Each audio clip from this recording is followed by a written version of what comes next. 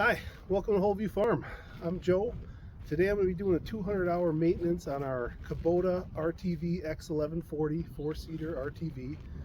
I am not a master mechanic by any stretch of the imagination, but I'm going to go through basic oil change, hydraulic fluid change, grease points, things we got to do for that 200-hour maintenance. So let's hope you stick around. Let's get into it.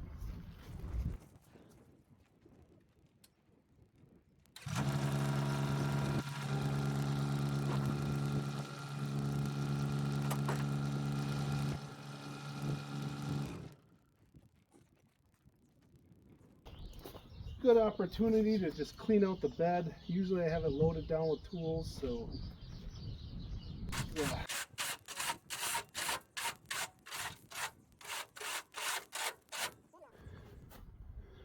One nice thing here is that you don't need power to lower this. You can just let off the pressure of the hydraulic.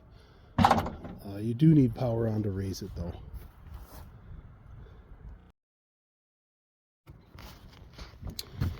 Now when you first turn your key to the ignition position, it's going to show you the hours on the meter. And you can see we're about 249, so a little bit overdue for that 200-hour service. What can I say? We get a little busy around here. Once you start it up, it's going to flip from your hours meter over to your miles. So let's see what that does. 800 miles. And that's all on the property here. Pretty wild.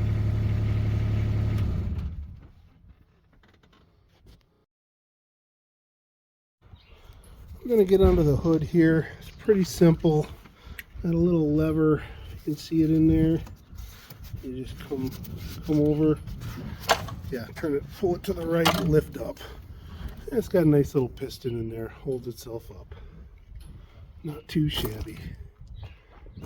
So over here, well, I'm looking into the hood on the right hand side when I'm facing the vehicle.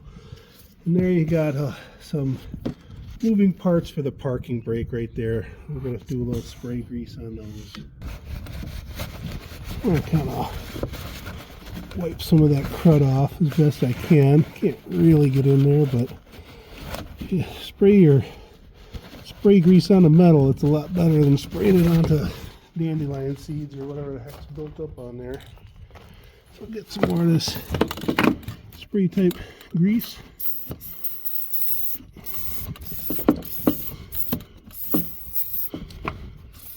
There's two spots you want to hit. There's a upper pivot point and a lower pivot point. There we go. And then just come around here. Well, you can actually see it from down this way. I can lift that in a little bit. Yeah, you can actually see right down through the cowl here. For the parking brake, there is a check here. It should have free play of 1 notch. Perfect. As soon as I get past that first notch, I can feel the tension of that cable. When it's all the way off, it freely moves to that first notch, and then I start getting tension. That's exactly where we want to be. There is an adjustment you can do removing the back tire. You have to jack up the back half of the vehicle, remove the left tire, remove the mud flap, and there's a cable tension adjustment you can do if that is not the case. But we don't need to do that this time because we're right where we want to be.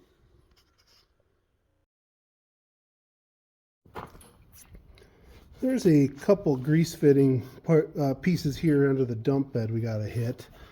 One thing I want to point out is over on this right side of the vehicle, right side if you're facing forward, we have got a safety device here. This is really important. I mean, anytime you're going to spend any length of time at all, I don't care how short it is, underneath a hydraulic piston, underneath some weight that's being held up by a hydraulic piston, put the safety bar on. I mean, it takes like 2 seconds, and that'll just, you know, if you spring a leak, weight comes down on you, that'll stop your hand from getting crushed or some dumb stuff like that. So we always want to do that. Got another grease fitting here. The top of the lift cylinder here. You can't even see it. It's so covered in gunk. So take a little time to clean that off. On a duster. No, I think maybe it's like seed material. We drive through all these little fluffy seeds and they get caught up on the grease. But that looks a little nicer. And then we'll go ahead and get that one greased up. Make sure it's seated on there. And 1, 2, 3. Yeah, that's good. 3.5. See a little bit coming out here.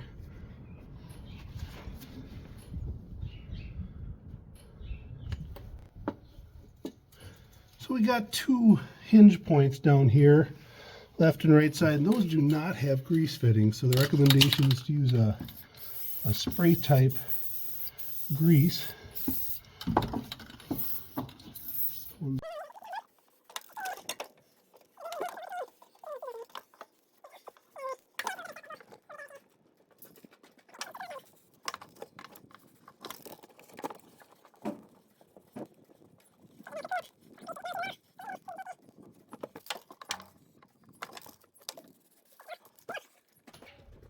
One thing I noticed is while I'm doing this unload link is that the pivot points for the bucket are pretty accessible back here.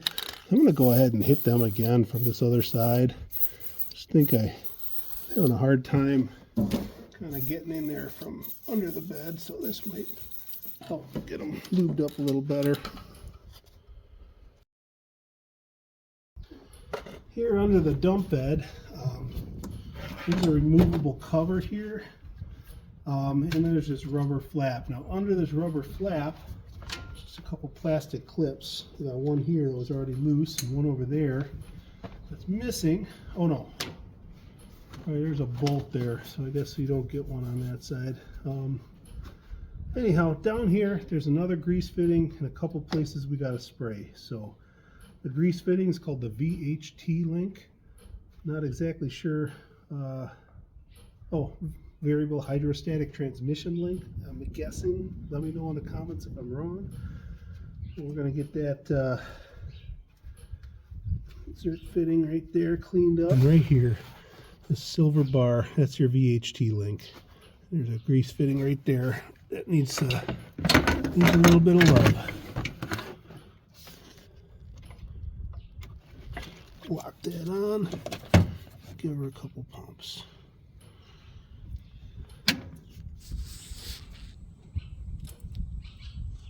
Here's something. Oh yeah, I see something coming out on that side. Yep, there we go. All greased up. See a little bit oozing out there. A little bit there. Good to go. There's actually 2 grease fittings down here we got to worry about. The second VHT link fitting is right here on the end of this rod. So apologize for that. That's why we go back and look at the manual. Easy to miss these things, especially when they're all covered up and hidden like that. Yeah, it's not going to take much at all. Okay, 2 VHT link grease fittings. Done. So there's a couple other spray type grease we need right up top here and down at the bottom and over here. This guy here. So three more spots underneath where we need a spray tap grease.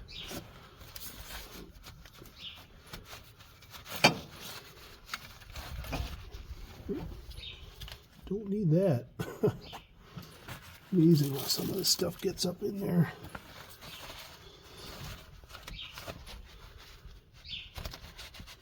See, this would be a good moment for me to pause, I think, and put some air on it.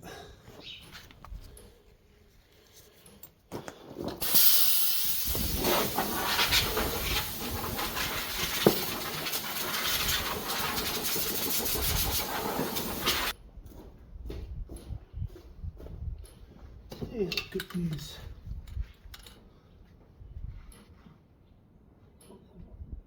Pull the top right off. Just meant to wipe it down. Yeah. I think we're done under the bed for the moment, so I can get my gear out of here. Just put that back in place for now. Grab this, put the safety bar back up. This just kind of hooks on. There's two little hooks and a spring, so you gotta put one in and then slide it over a little bit, get the other. And the nice part is we don't have to start it up. I can just put the lever in the down position, the dump lever, and it'll come right on down for us.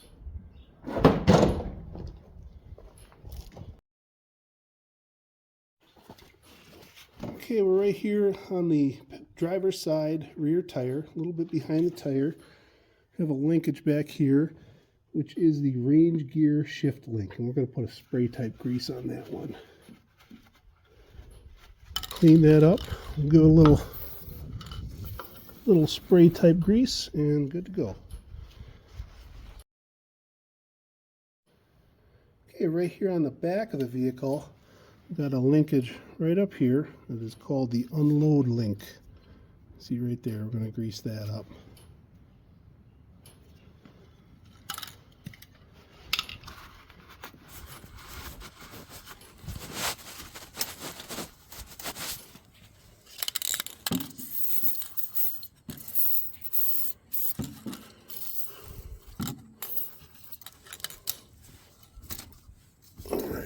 So this plate right here needs to come fully back in contact with this post, and this post should be at least 21.5 millimeters there. So after you've throttled it up a few times, that should come fully back. And you want to make sure that's not busted off or out of adjustment. Pretty simple.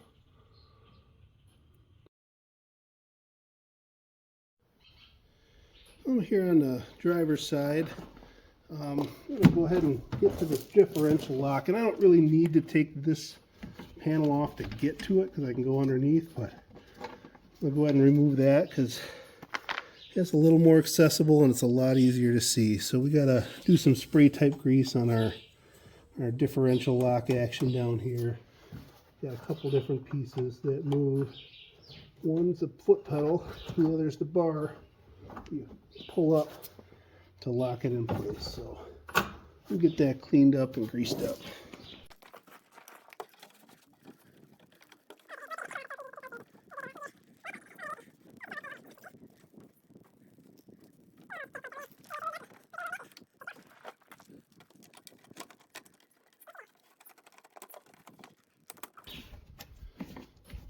There we go.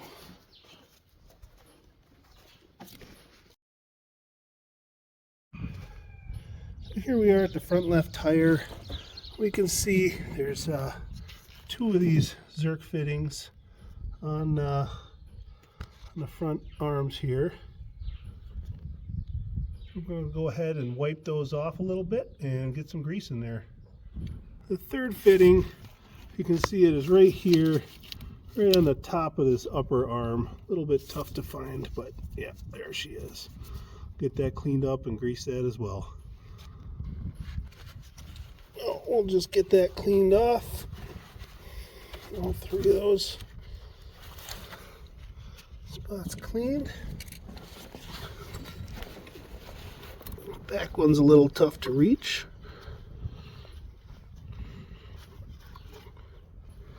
I do like to get the grime and the dirt off so we're not shoving any grit inside of that zerk fitting. Okay, so I got this fancy grease fitting here. It actually reaches out and locks onto the zerk fitting, so that's kind of nice. That's a new one for me. But boy, it makes it a lot easier when it's locked on there and you don't have to hold it in place. All right, just two pumps, and I can already see a little bit oozing out the side there. So I already did the top one. So I just gotta find a path to get on top of this back one here, which is not fitting too good because this fancy zerk fitting I got is a little bit long, but I think it'll work. There we go.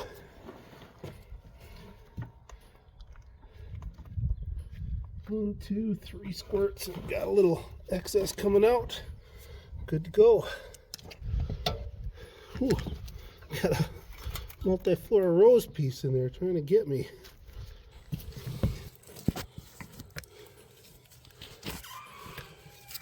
Notice these top longer bars, well, being longer, take a lot more than the bottom ones do. I can hear it squirting out. Yeah, that's good.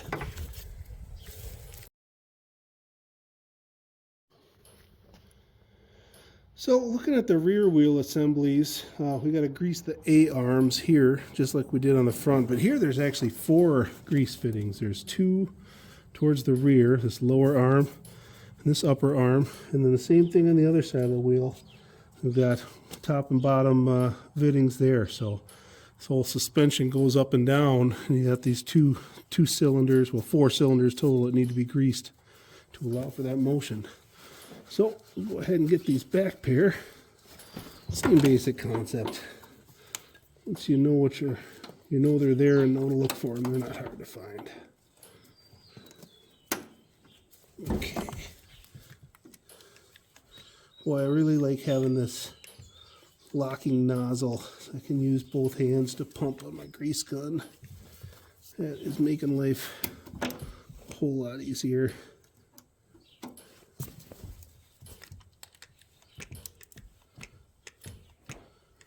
Okay, so I'm going to go ahead and do the front ones, and then same thing on the passenger side, rear tire assembly.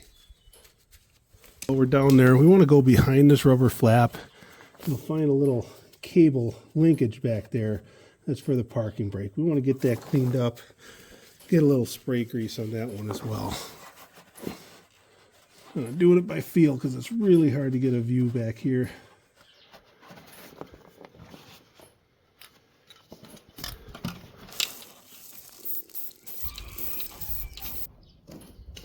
Alright, last couple grease points here. The passenger side rear tire. Just like before, I got 2 in the back, 2 in the front. Clean them up, grease them up.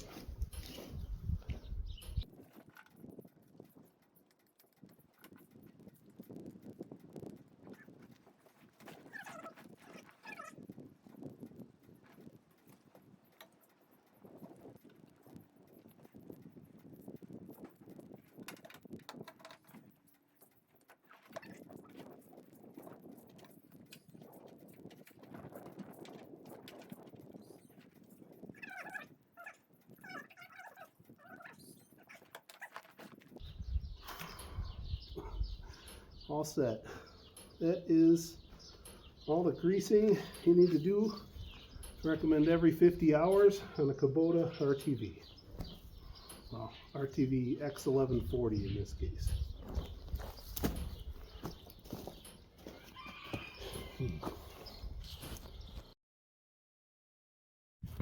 Okay, so we're here under the machine, and there's one more grease spot I gotta get. It'll be my first time doing it because you only need to do it every 200 hours, and it's up in this hole, and I can't see a thing. So I think, and I realize there's a lot of debris jammed up in there from driving around, catching branches and whatnot. So yeah, we're gonna take this plate off here, this guard. Got a few bolts. Ooh, got a nice dent there. Glad I got the guard. Yeah, it looks like about 4 bolts I got to take off to drop this plate. Okay. Oh, no, a little too big. It would be a 12 millimeter. All right.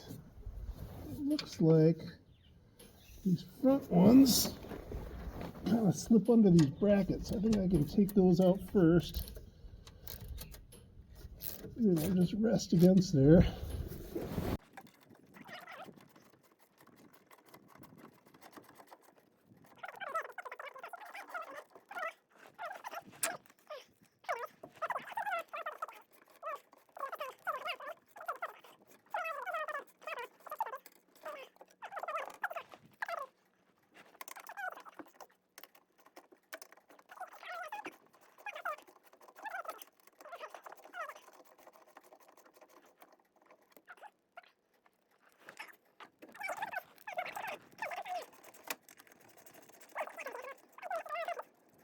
Oh yeah, that's a lot of stuff. Holy cow.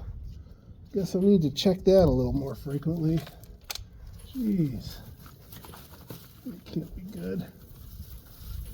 Oh, that's a hose. All right, thought it was a branch. It's a hydraulic hose. Oh, I think that's that DT, which I'm guessing stands for drivetrain. Shaft bearing. Holy cow. Yeah, we're gonna give this a good clean out. We'll take this next panel off as well, because yeah, it seems like some more stuff is back there. Oh, but hey, look at that. Found on the drive shaft bearing. Yeah, this is pretty incredible how much stuff was built up on top of that skid plate there. Oh, no, I'll lose my nice socket. Love these Wera sockets. These are not cheap, but the best set of sockets I ever had.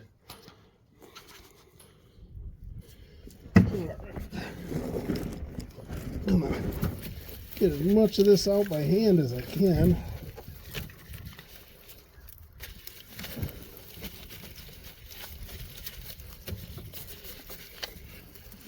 We're pretty hard on this machine, I'll be honest. We got a lot of long grass and roses and branches everywhere, and especially when I'm out brush mowing, I am going through some stuff.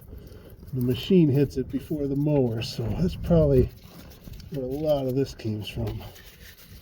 So good to be doing this before the mowing season starts up here. So I gotta be honest, this is pretty awkward to get to. I'm laying on my shoulder and reaching over. If I could, I can't bring this into my garage. I got a nice garage. I usually work on the cars in there, but I can't even see what I'm doing. I'm looking through the camera to find the fitting. Yeah, if I could get it in the garage on the concrete and jack it up, I'd do that. I'm not gonna jack it up on this gravel because that's just asking for trouble. But the thing is, the Kubota is actually a little too tall to fit in my garage. I can fit our minivan in there with the canopy on this thing, and it's close. It's like an inch too high. It's a pretty standard garage door, but limited. So I'm out here in the machine shop working in the gravel. That's just not a good scenario for jacking things up and getting underneath them, so we make do. It's doable. It's awkward.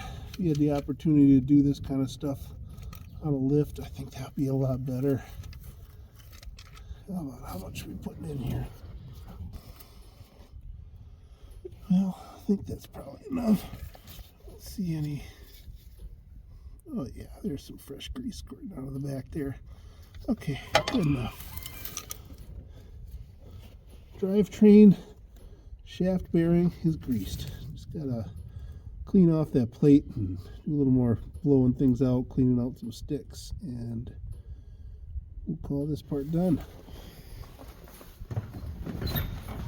So we just completed all the lubrication points. That's all the recommended lubrication grease and spray grease points for 50 hours, every 50 hours of service, as well as the DT or drivetrain bearing, which needs to be done every 200 hours. So hope that was helpful. You know, I'm not a master mechanic here. I'm learning as I go. If you see something I'm doing wrong, if you see something I could be doing better, please let me know in the comments. I'd like to share that.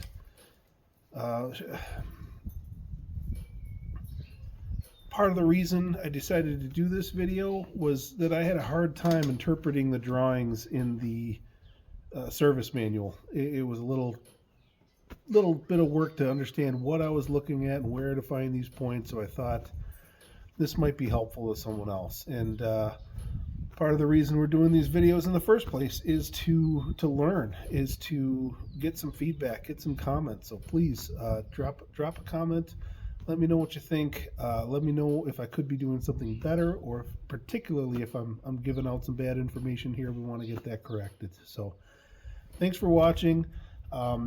Look out for our next video popping up here that is going to be changing the engine oil and the oil filter as part of that 200-hour service. Thanks for watching.